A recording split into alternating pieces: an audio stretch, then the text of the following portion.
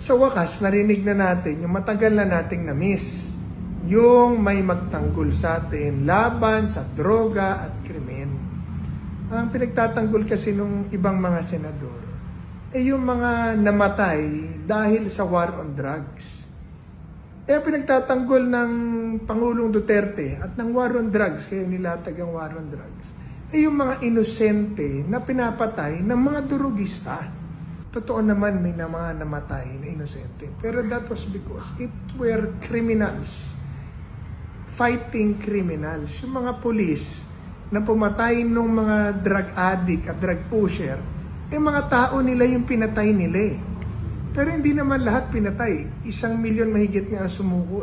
Pero meron mga namatay. Hindi natin ininegate yung issue na may namatay. Meron talagang namatay ng mga inosente at dapat yan imbestigahan at ipakulong. Pero hindi yun ang pinapatay ng war on drugs. Ito po ay labanan ng mga kriminal. Nung dumating ang Pangulong Duterte rito, laganap ang droga sa Pilipinas dahil 6 na taon na walang laban kontra droga. Kaya lumala.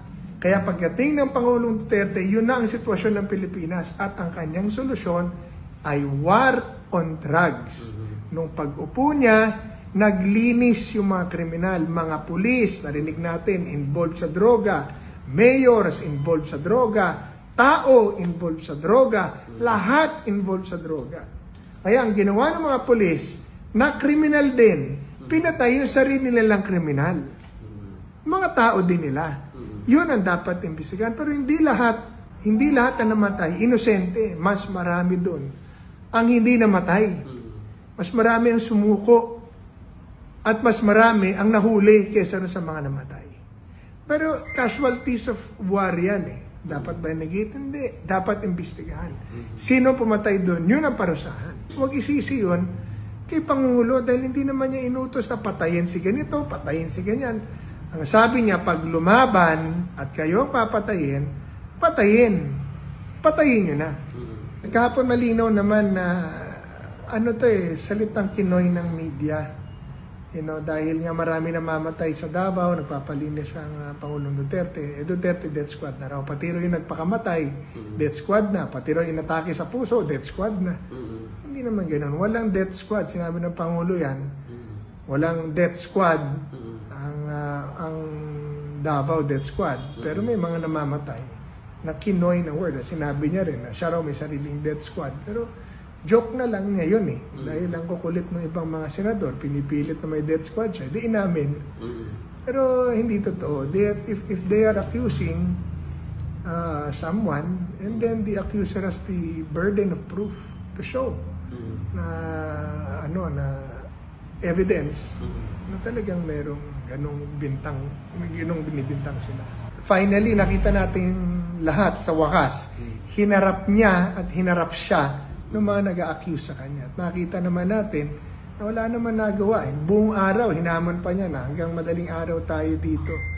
And their accusations did not stand sa mga sagot ni Pangulong Duterte.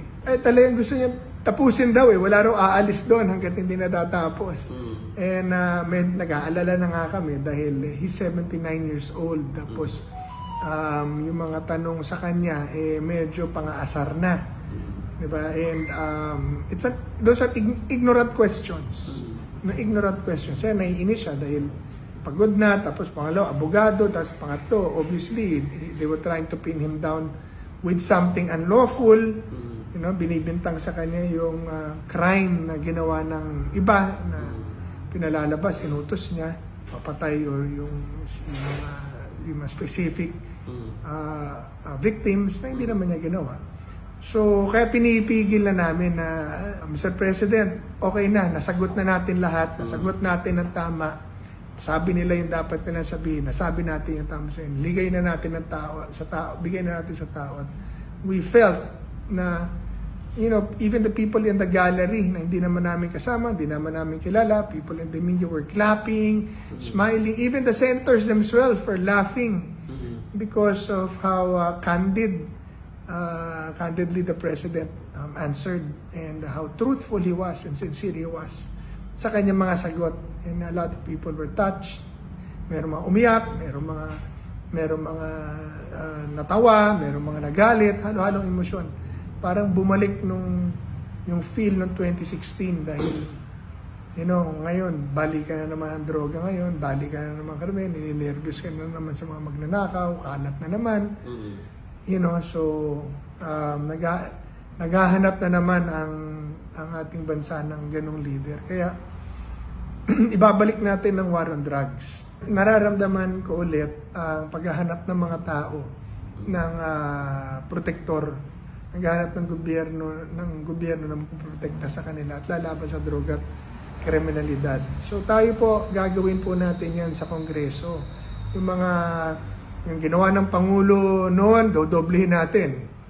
Diba? Pero ilalagay natin sa tama. Yung papatakbo ng tama ng mga Anti-Drug Abuse Council, Barangay Anti-Drug Abuse Council, Drug Abuse Board, at pangunguna ng local government, katuwang ang barangay at police, at ang tao, simbahan, stakeholders, iba't ibang stakeholders, ay palalakasin natin para ma-identify ng tama yung mga taong involved talaga sa droga, ang mga user lang at yung mga high-value targets and their operations, kung sino.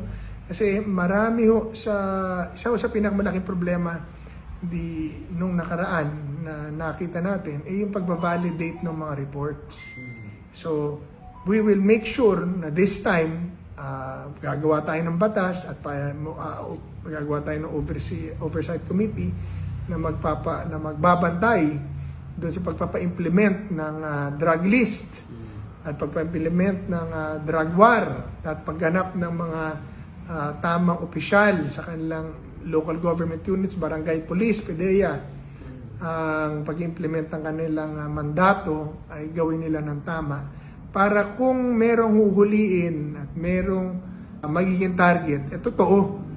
Hindi yung gawa-gawa lang ng mga pulis o ng mga sindikato, pinapapatay ang kalaban nila o ginagamit sa politika, hindi mangyari.